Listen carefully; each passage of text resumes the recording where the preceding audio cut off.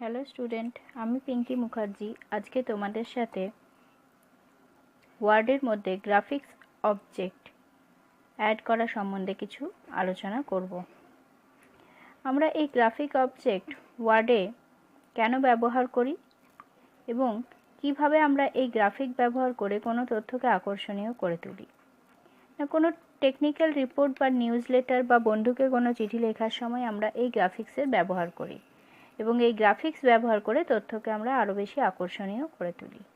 যেমন কোনো গ্রাফ, কোনো ইমেজ, কোনো কার্টুন, কোনো ছবি, কোনো স্মরণীয় ঘটনার ছবি, এই সমস্ত যুক্ত করে সেই তথ্যকে আরও বেশি মজার এবং আকর্ষণীয় করে তুলতে আমরা পারি।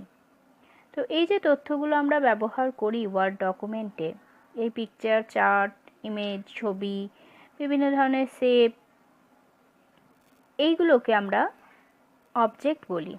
এই অবজেক্ট ফাইল বিভিন্ন ধরনের হতে পারে।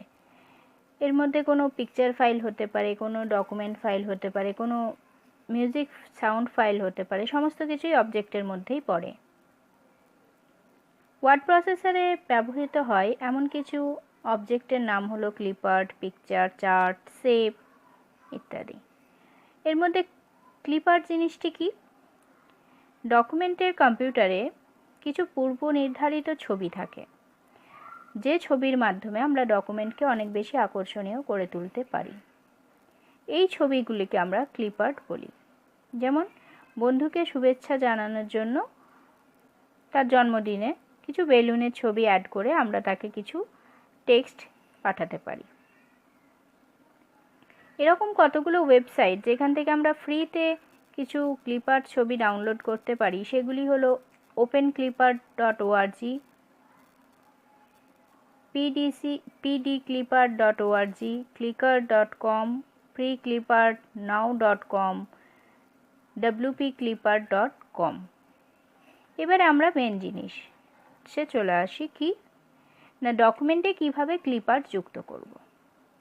প্রথমে একটি ওয়ার্ড প্রসেসিং ডকুমেন্ট ওপেন করব, তারপর ইনসার্ট ট্যাব, এই যে ইনসার্ট ট্যাবে ক্লিপার্ট দেখা যাচ্ছে, এই অপশানটায় ক্লিক করব। এই ক্লিপার্ট অপশানটি থাকে ইলাস্ট্রেশন গ্রুপের মধ্যে। তারপর একটি ক্লিপার্ট এরকম ডায়লগ বক্স আসবে, এখানে এই গো বাটনে ক্লিক করব। তাহলে এই কিছু ছবি যুক্ত ক্লিপার্টস আমরা দেখতে পাবো। এখান থেকে প্রয়োজন মতো এবং পছন্দ মতো যে কোনো একটা ছবিতে ক্লিক করলে সেই ছবিটি আমার ডকুমেন্টে চলে আসবে।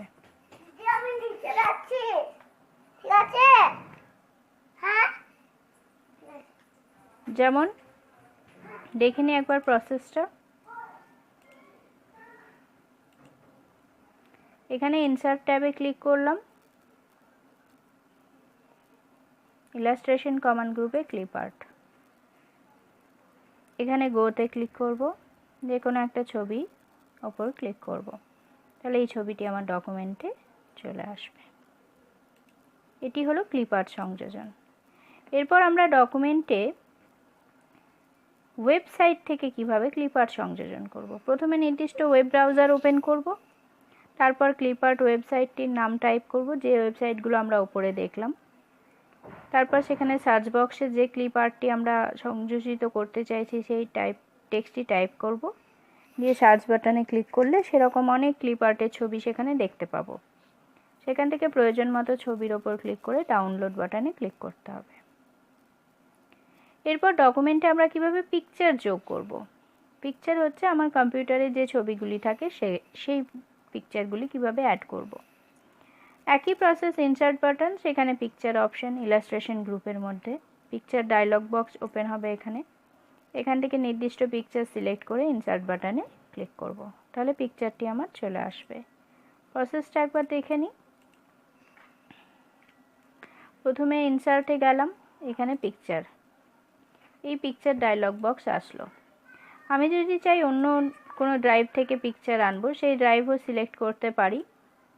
সিলেক্ট করে সেখানে যেখানে পিকচার আমার লোড আছে সেই বাটনটায় ফোল্ডারটা ওপেন করব, সেখান থেকে পছন্দ মতো পিকচার সিলেক্ট করে ইনসার্ট বাটনে ক্লিক করব, তাহলে পিকচার আমার উইন্ডোর মধ্যে ডেস্কটপে চলে আসবে। এরপর ডকুমেন্টে কিভাবে শেপ যুক্ত করব। ওয়ার্ড প্রসেসিং সফটওয়্যারে একইভাবে একটি নতুন ডকুমেন্ট খুলব, তারপর ইনসার্ট ট্যাব, ইলাস্ট্রেশন কমান্ড গ্রুপে সেভ অপশানে ক্লিক করব। সেভ, সেখানে সেভের এই ডায়লগ বক্স আসবে। এখানে পছন্দ এবং প্রয়োজন মতো সেভের ওপর ক্লিক করে ড্র্যাগ করলে সেভটি আমার উইন্ডোর মধ্যে চলে আসবে। কিভাবে আরেকবার দেখে নিই প্রসেস। এই ইনসার্টে গেলাম, সেভ, এখান থেকে পছন্দ মতন যে কোনো একটা সেভের ওপর ক্লিক করে ড্র্যাগ করলাম, তাহলে সেভটা আমার উইন্ডোর মধ্যে চলে আসলো। এরপর সেভের কালার কিভাবে চেঞ্জ করব। সেভটা প্রথমে সিলেক্ট করতে হবে, তারপর ফরম্যাট ট্যাবে গিয়ে সেভ স্টাইল গ্রুপে ক্লিক করলে বিভিন্ন কালার আসবে, সেখান থেকে প্রয়োজন মতো কালার সিলেক্ট করতে হবে, তাহলেই কালার চেঞ্জ হয়ে যাবে।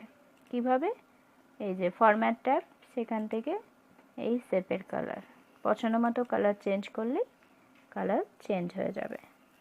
যদি আমার ভিডিও ভালো লেগে থাকে তাহলে please like, subscribe and share.